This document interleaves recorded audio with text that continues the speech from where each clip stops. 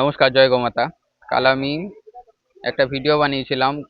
পশ্চিমবঙ্গে যেভাবে সনাতন ধর্মকে নিয়ে রাজনীতি শুরু হয়েছে, গোমাতাকে যে রাজনীতি শুরু হয়েছে, সেটা যাতে না হয় সেজন্য আমি একটা ভিডিও বানিয়েছিলাম। যে ভিডিওতে আমি বলেছিলাম যে বিজেপি কোনো হিন্দু পার্টি নয়। তো এই বিষয়ে যে ভিডিওটা আমি ছেড়েছি তাতে অনেক জনে কমেন্ট করেছে, বা অনেক জনেই বলছে যে আপনি ভণ্ড সাধু। তো আমি ভণ্ড সাধু কি না সেটা তো জানি না, কিন্তু এখন ভারতবর্ষে যিনি সব থেকে বড় ভণ্ড সাধু তাকে আজকে এক্সপোজ করছি আমি। তার নাম হচ্ছে যোগী আদিত্যনাথ।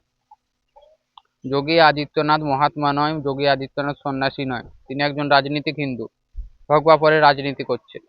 তো তিনি ভগবা পরে কিভাবে রাজনীতি করছেন, এটার দুটো তিনটে পয়েন্ট আপনাদেরকে আমি শোনাচ্ছি, তথ্য প্রমাণ সহ। আর তথ্য প্রমাণ সহ আপনার যদি ক্ষমতা থাকে এই কথাগুলোকে কেটে দেখাবেন, ঠিক আছে না? আমি ভণ্ড হতে পারি, কিন্তু আমার কথাগুলো যে ভণ্ড সেটা প্রমাণ করে দেখা।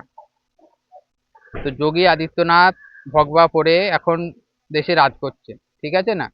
তো যোগী আদিত্যনাথ নিজেকে সন্ন্যাসী বলেন।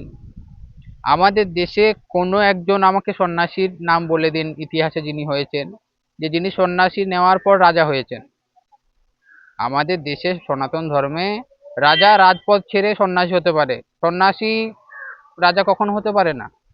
যদি ইতিহাসে কোনো ব্যক্তি হয়ে থাকে তাহলে তার নাম আমাকে জানান, আমি মেনে নেবো আমি ভুল বলছি। আমাদের যে এই ভগবার ড্রেস, সন্ন্যাসীর যে ড্রেস, সন্ন্যাসীর যে ডিউটি, সন্ন্যাসী 24 ঘন্টার ডিউটি। তো 24 ঘন্টায় ডিউটি থাকা সত্ত্বেও আপনি অন্য একটা পদে কি করে যেতে পারেন?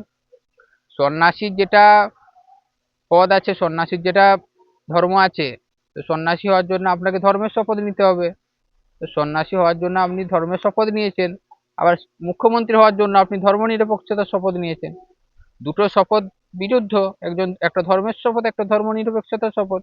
তো দুটো শপথ একসাথে কি করে কাজ করতে পারেন আপনি?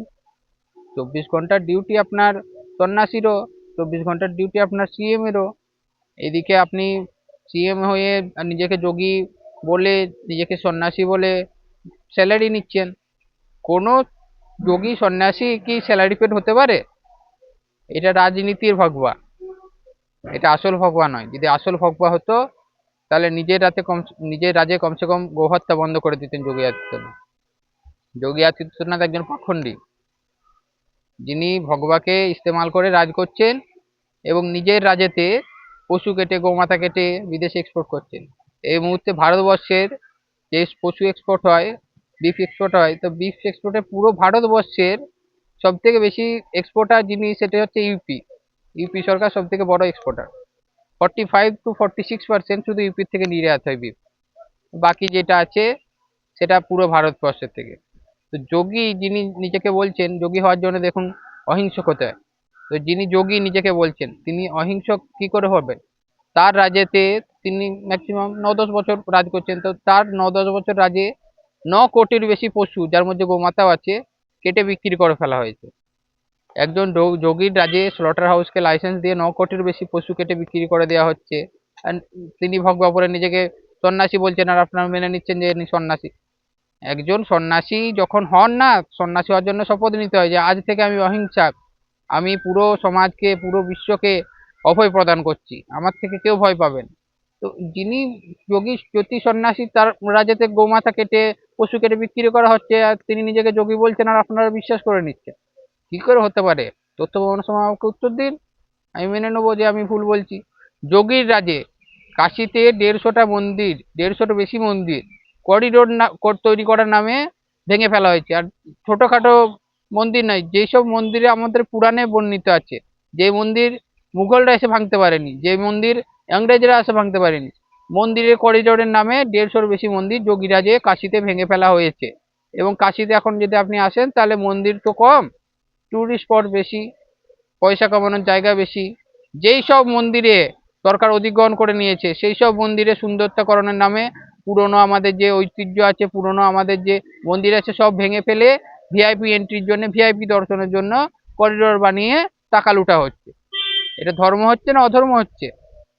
এই বিষয়ে আপনারা তো কিছু একটু চিন্তা ভাবনা করুন না। ভগবা দেখে, গেরুয়া দেখে বাস হয়ে গেল সাধু সন্ন্যাসী। রাবণও তো গেরুয়া পরে সন্ন্যাসী সেজে এসেছিল না, সীতাকে হরণ করে নিয়ে গিয়েছিল। তো শুধু ভগবান ড্রেসটা দেখবেন না, ভগবান ড্রেসের আচরণটাও দেখবে। ভগবান ড্রেসের জন্য যেসব আমরা শপথ নিই যে ভগবা ড্রেস পরার পর আমরা ধর্ম এই পালন করবো, তো সেই যদি ধর্মই না পালন করি তাহলে সন্ন্যাসী হয়ে কি লাভ আমাদের? আপনারা সন্ন্যাসী সবাইকে মারবেন না ভগবা দেখে, তার আচরণ দেখবেন তারপরে তাকে সন্ন্যাসী মানবেন। এই ভগবা পরে কেউ হিংসা করতে পারে না, আর যে হিংসা করবে সে কখনোই কোনো যোগী সন্ন্যাসী হতে পারে না, তিনি পাখণ্ডী। ঠিক আছে? তো আমি এই কথাগুলো, এই পয়েন্টগুলো আপনাদেরকে জানালাম। আপনাদের যদি কোনো বিরোধ থাকে তথ্য প্রমাণ সহ আমাকে এই কথাগুলো কেটে দেখান। আমি ভণ্ড হতেও পারি, আমার কথাগুলো ভণ্ড, এটা প্রমাণ করে দেখান। জয় গোমাতা, গোমাতা রাষ্ট্রমাতা।